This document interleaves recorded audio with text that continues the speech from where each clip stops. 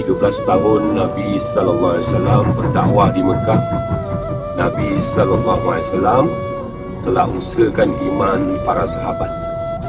Dan Nabi sallallahu alaihi wasallam bersabda, "Jaddidu imanakum." Perbaharuilah iman kamu.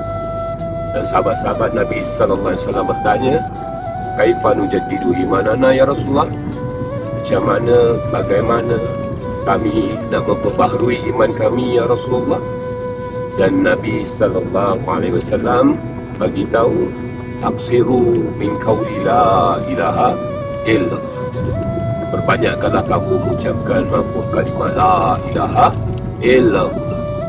Banyak-banyak bercakap tentang kebesaran Allah SWT.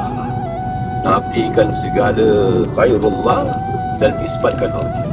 Nafikan segala makhluk dan yakin hanya sahaja Allah SWT yang boleh beri manfaat dan mudarat. Selain daripada Allah SWT langsung tak boleh beri kita apa-apa. Yakin yang Allah SWT maha kuasa, dan selain daripada Allah SWT makhluk langsung tak ada kuasa.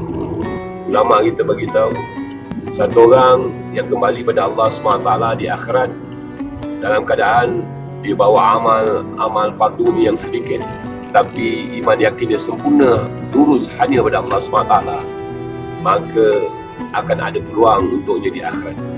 Tapi satu orang yang datang menghadap Allah SWT di akhirat dalam keadaan dia bawa amal dia fardu dan sunat yang banyak, tapi dia hadir dalam keadaan iman yakinnya ada mensyirikkan Allah SWT, iman yakinnya ada selain daripada Allah SWT, maka takkan ada keselamatan untuk dia di akhirat. Allah Akbar. Di perkara ni tuan-tuan dia, kita nak belajar macam mana kita nak sempurnakan iman yakin kita sebelum kita mati jumpa Allah SWT.